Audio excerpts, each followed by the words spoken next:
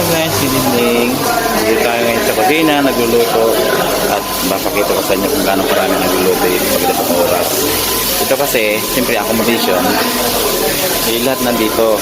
Lahat nagsasabay-sabay magluto dahil nga pare-parehas ang schedule.